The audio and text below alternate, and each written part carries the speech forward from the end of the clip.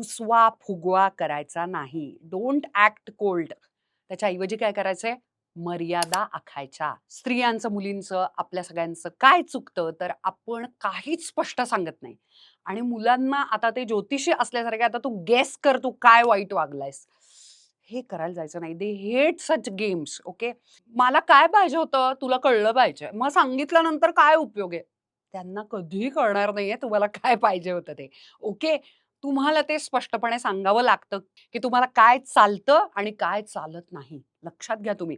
तुमचे आई-वडील असतील, तुमची श्रद्धास्थानं असतील, तुमच्या मित्र-मैत्रिणी कोणते विषय तुमच्यासाठी सेन्सिटिव्ह आहेत, खूप आहेत, प्युअर आहेत आणि त्याच्याविषयी अवहेलना करणं, बोलता-बोलता काहीतरी अपमान करणं वगैरे या गोष्टी तुम्हाला नाहीच चालणार. हे तुम्ही त्यांना स्पष्ट क्लिअर सांगायला पाहिजे. ज्या मुलीला कळतं, की हे मला चालतं आणि हे मला चालत नाही आणि ते तिला प्रेमानं स्पष्ट, छान, मच्युअर पद्धतीनं तिच्या अपोझिट सेक्सचे कोणी आहेत म्हणजे तिचा बॉयफ्रेंड असेल, नवरा असेल, त्याला सांगता येतं ना, ते सगळ्यात कमाल नातं बनतं.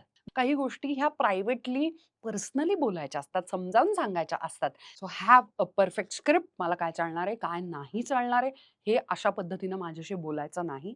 मला तुला स्पष्ट सांगायचं होतं, हे चालणार नाही. मला यानं हर्ट होतं आणि त्याच्यानंतर पण तो करत असेल तर ऑल इंटेन्शनल याचा अर्थ मुद्दाम होतोय. मग तुम्ही चूज करायला पाहिजे रेड फ्लॅग की ग्रीन फ्लॅग. त्या अशा व्यक्तीबरोबर पुढे जाऊन नात्यामध्ये राहायचंय का? पण असे अपमान किंवा व्हायलन्सकडे ते इव्हेंच्युअली जायला लागतात.